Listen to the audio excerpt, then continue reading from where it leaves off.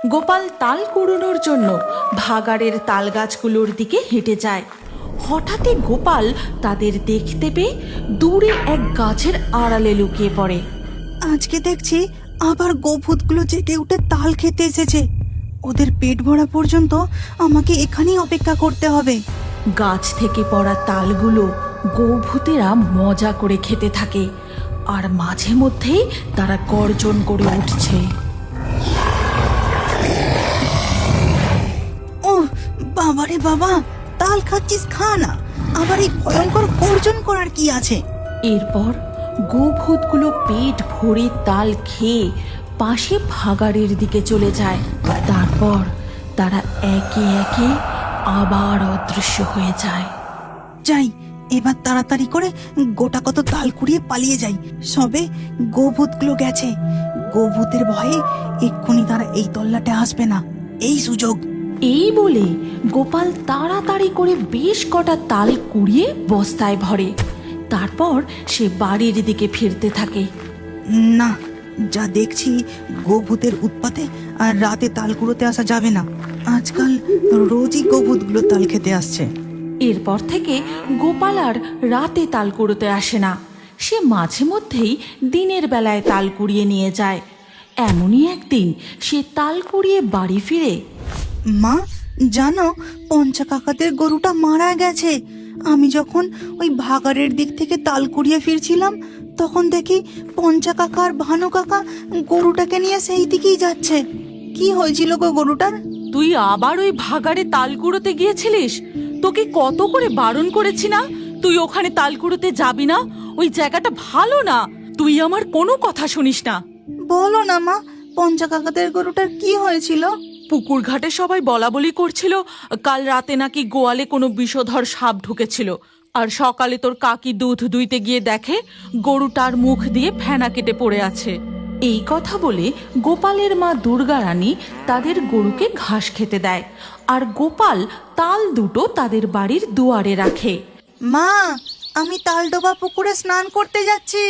ঠিক আছে, তাড়াতাড়ি চলে আসিস, কিন্তু বেশি দেরি করবি না। এরপর গোপাল গামছা নিয়ে তালডোবা পুকুরে তার বন্ধুদের সাথে স্নান করতে চলে যায়। আর পুকুর পাড়ে পৌঁছে কালো, দেখ আমাদের পুকুর পাড়ের তাল গাছগুলোয় একটাও তাল হয় না। এই গাছগুলোয় যদি তাল হতো তাহলে কি ভালোই না হতো। হ্যাঁ, তাহলে তো খুবই ভালো হতো। আমরা স্নান করতে যেতে পুকুর পাড় থেকে তাল কুড়িয়ে নিয়ে যেতাম। আমার তালের বলা ফুলুলি খেতে খুব ইচ্ছে হয়, কিন্তু আমার মা তাল কুড়োতে যেতেই দেয় না। চল চল, এবার আমরা সাঁতার কাটি। এই কথা বলে তিন বন্ধু একে একে তাল গাছের ওপর থেকে পুকুরের জলে লাফ দিয়ে সাঁতার কাটতে থাকে। কখনো তারা ডুব দেয়, আবার কখনো নিজেদের মধ্যে সাঁতারের রেশ লাগায়। এইভাবেই ঘন্টাখানেক তারা বেশ মজা করে স্নান করে। গোপে, ও গোপে, এবার পুকুরের জল থেকে উঠে আয় বাবা। অনেকক্ষণ ধরে স্নান করছিস, দুপুর হয়ে গেল, এবার বাড়ি চল। গোপালের মা গোপালকে সাধ করে গোপে বলে ডাকে। এরপর গোপে ও তার বন্ধুরা পুকুর থেকে উঠে আসে। তারপর তারা যে যার বাড়ি ফিরে যায়। এরপর দুপুর গড়িয়ে সন্ধ্যা হয়। আর সেই দিনই রাত্রিবেলা গ্রামের এক মহিলা পথে হাঁটতে হাঁটতে ওই ভাগাড়ের ধারে কেউই তেমন তাল কুড়োতে যায় না, আর শুনেছি বাজারে এখন তালের দাম ভালোই চলছে। পল্টুর বাবাকে বলবো কাল সকালে তালগুলো হাটে বেচে দিয়ে আসতে। এই বলে শেফালি চাঁদের জ্যোৎস্না আলোয় তাল কুড়োতে ভাগাড়ের দিকে এগিয়ে যায়।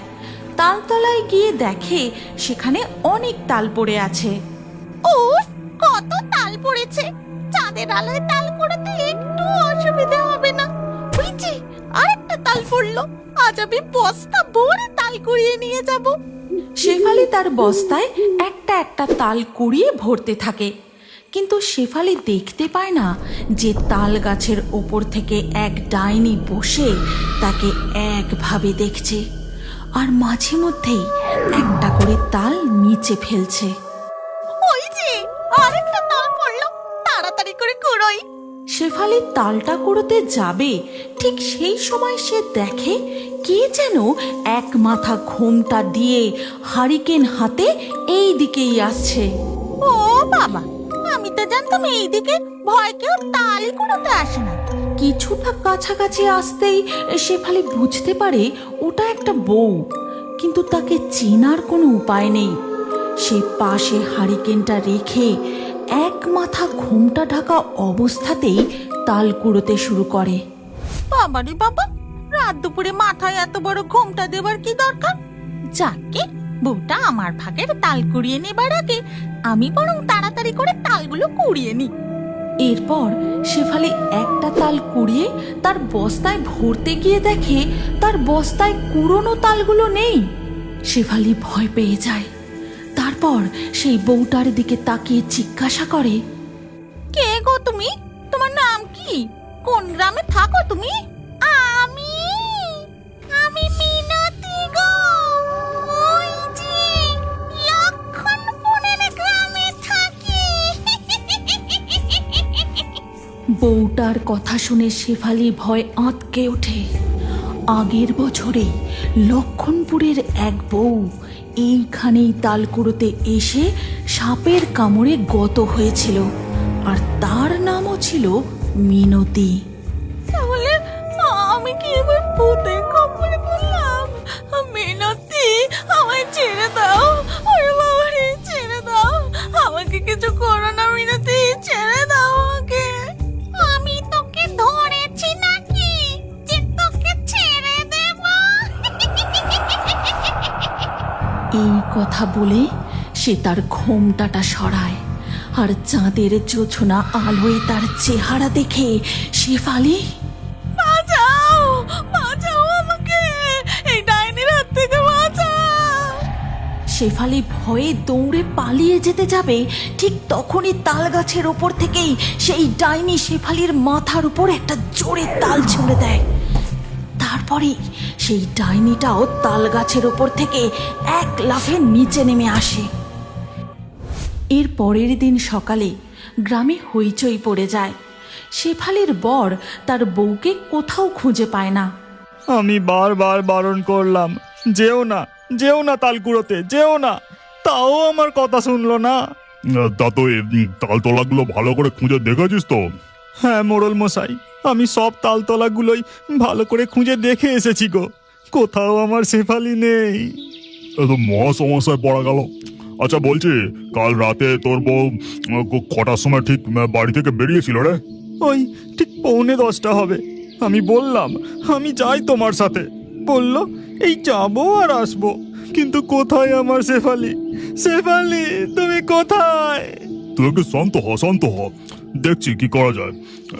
কোথায় যে গেল তোর বউটা? ভিড়ের মধ্যে দাঁড়িয়ে গোপাল সমস্ত ঘটনাটা মন দিয়ে শুনছিল। তারপর সে মনে মনে বলে, কাকি রাত 10টা নাগাদ তাল কুড়োতে গিয়েছিল, কিন্তু গোপুতেরা সন্ধে নামার পরেই তাল খেয়ে ফিরে যায়। তার অনেক পরে কাকি ভাগাড়ে তাল কুড়োতে গিয়েছিল। আচ্ছা, এবার বুঝতে পেরেছি কাকির সাথে ঠিক কি হয়েছে। এই কথা বলে গোপাল ছুটে চলে যায় সেই ভাগাড়ের ধারে তাল গাছগুলোর কাছে।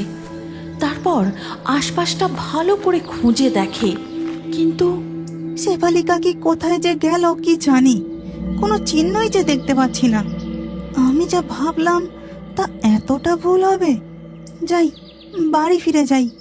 গোপাল বাড়ি ফিরে যাবার সময় শেষের তাল গাছটার দিকে আর একবার তাকাতেই সে দেখতে পায় সেই তাল গাছ থেকে একটুখানি শাড়ির অংশ ঝুলছে। এই গল্পের পরবর্তী পর্ব যদি তোমরা দেখতে চাও তাহলে কমেন্টে নেক্সট পার্ট অবশ্যই লেখো, আর আমাদের ফেয়ারি টুনস বাংলা ফেসবুক পেজটি এক্ষুনি ফলো করে নাও। এই গল্পটি ভালো লাগলে লাইক দিয়ে শেয়ার করে দাও।